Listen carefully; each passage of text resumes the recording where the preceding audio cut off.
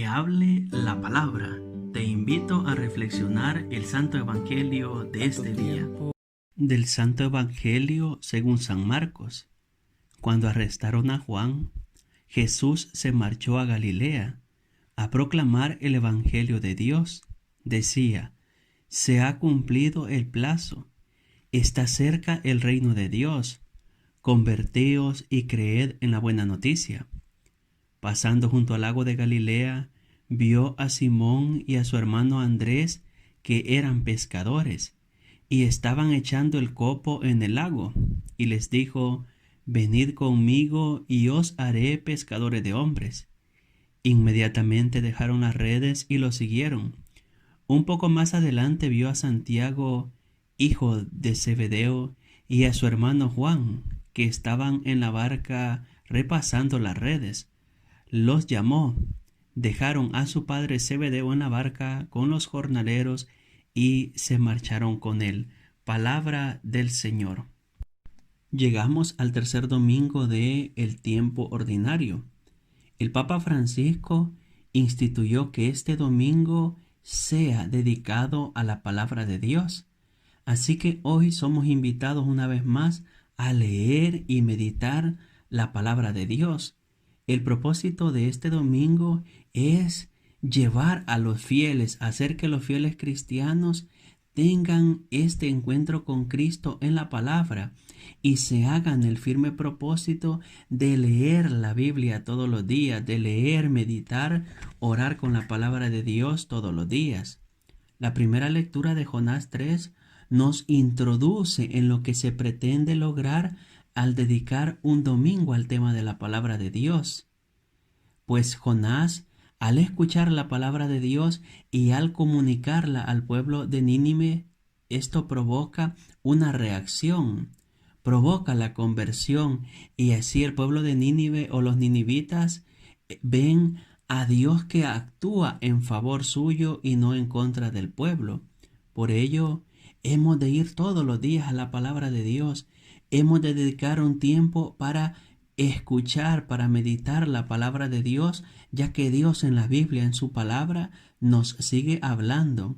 Además, has de saber que cuando se medita la palabra de Dios, nuestra vida se va transformando. Normalmente cuando yo voy a abrir la palabra de Dios, abrir la Biblia, suelo pedir al Señor: Señor, que la meditación de tu palabra me cambie, me transforme, me haga una persona nueva.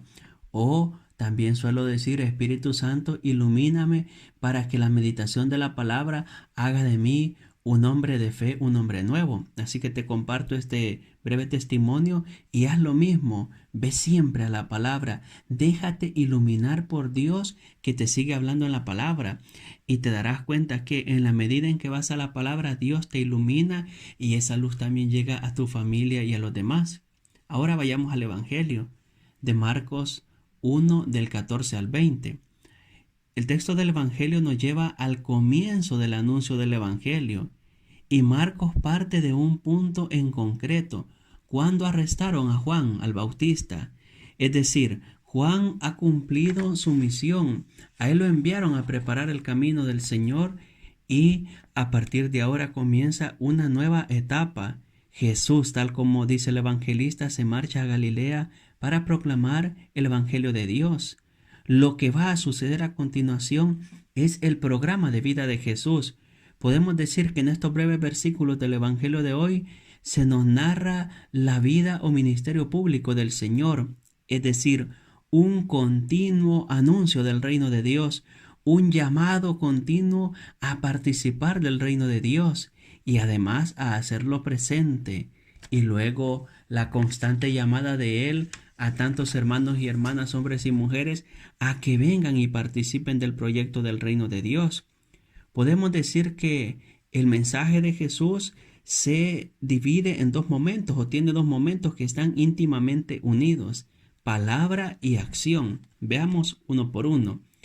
El elemento palabra: se ha cumplido el plazo. El texto original en griego usa la palabra kairos, es decir, lo que anunciaron los profetas es un hecho. Ahora es el momento oportuno, es el tiempo de Dios, Eso significa kairos. Se va a dar una acción de Dios en el tiempo. Dios va a obrar. Su palabra nos invita a dos cosas. La palabra de Jesús nos invita a dos cosas.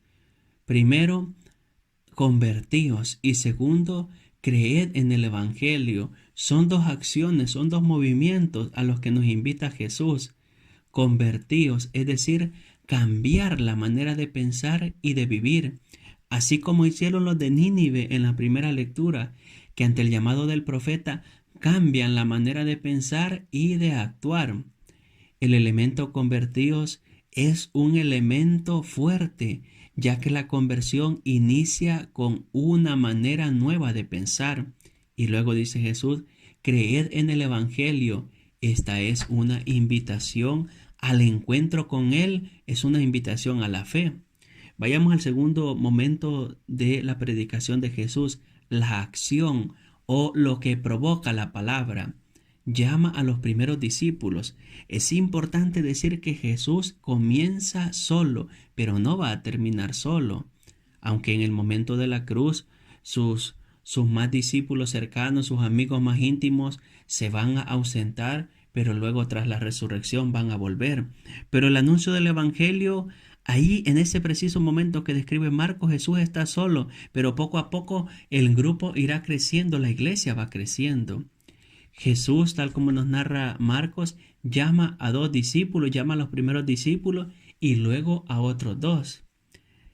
El punto importante en este momento es que los que son llamados escuchan la palabra de Jesús. La acción de Jesús es llamar, invitar a bastantes hermanos a que formen parte de este proyecto. Y digo bastante porque ciertamente son 12 los discípulos, los 12 apóstoles, pero el mensaje o el llamado se extiende a todos sus discípulos a lo largo del tiempo y de la historia.